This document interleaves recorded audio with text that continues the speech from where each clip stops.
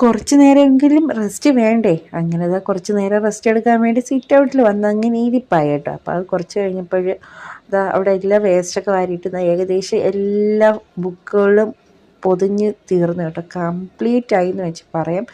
Room full മെസ്സിയാണ് കേട്ടോ. പേപ്പറുകളും തറയിരുന്നാണ് പൊതിഞ്ഞത്.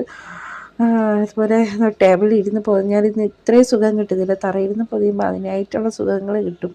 അപ്പോൾ അത് കുറേ വേസ്റ്റ് പേപ്പർ ഇട്ടാൽ ഒരു 1/2 കിലോളം വരും. അത്രയ്ക്ക് നന്നായിട്ട് നോക്കി എടുത്ത് എല്ലാം നന്നായിട്ട് പൊതിഞ്ഞതാണ് കേട്ടോ. ഭയങ്കര ഒരു 3-4 ദിവസത്തെ കഷ്ടപ്പാടാണ് കേട്ടോ അവിടെ കിടന്നിട്ട് ഞാൻ വാരുന്നത്. എന്നാലും അത്രയ്ക്ക് പെട്ടെന്ന് തന്നെ പൊതിഞ്ഞ് തീരുന്നത് സ്കൂൾ തുറക്കുന്നുമ്പോൾ, അല്ലെങ്കിൽ ഞാൻ പെട്ടെന്നൊന്നും പൊതിഞ്ഞ് തീരത്തില്ല. അവിടെ ഫുള്ള് വൃത്തിയാക്കി കേട്ടോ. വൃത്തിയാക്കിയപ്പോൾ നമ്മൾ ചിക്കൻ ഫ്രൈ ഒക്കെ പൊരിച്ച് വെച്ചപ്പോൾ ആ എണ്ണയിൽ തന്നെ ഞാൻ സവാള ക്യാപ്സിക്കം ഇട്ട് വഴറ്റിയിട്ട് പുട്ടിൻ്റെ കൂടെ കഴിച്ചത് അടിപൊളി ടേസ്റ്റ് ആയിരുന്നു കേട്ടോ.